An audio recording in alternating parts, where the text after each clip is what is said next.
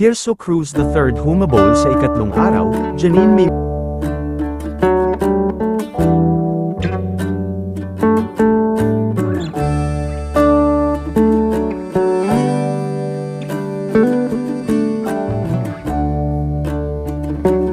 Sa huling gabi ni Ma'am Nora Honor ngayong araw, ay mas lalo pa nga na dumadami ang mga humahabol, para magpunta at makiramay sa kanilang pamilya. Kabilang na nga dito ang dati nitong ka-love team na si Mr. Tirso Cruz III, na kasama rin na nagpunta ang asawa nito. Marami naman ang natuwa na kahit sa huling gabi ay nakapunta pa rin ito para kay Ma'am Nora Honor. Maging ang Pangulo na si Bongbong Marcos ay kabilang din sa nagpunta. Nauna naman na dumating kanina, ang kapatid nito na si Senator Amy.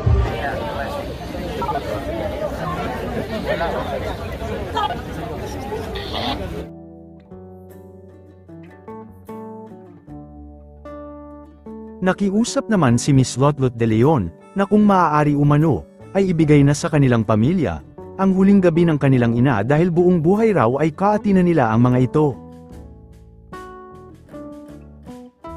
Spotted din si Tito Boy Abunda, dahil mayroon itong interview sa mga anak ni Ma'am Nora.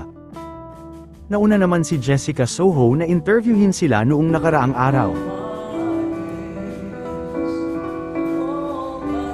Hindi naman napigilan ni Ian De Leon na mapahagulgol sa huling gabi.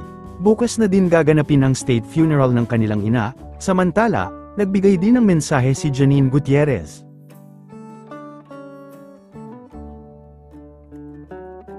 It was impossible for him to be held by it. For David says of him, I saw the Lord ever before me. With him at my right hand, I shall not be disturbed. Therefore, my heart has been glad and my tongue has exulted. My flesh too will dwell in hope. Because you will not abandon my soul to the netherworld, nor will you suffer your Holy One to see corruption. Yung bata, do you have anything else you need? Wala po. Then you can let me go. Can I just hold on to you a little bit longer? Bakit? Because I'd like to remember your face.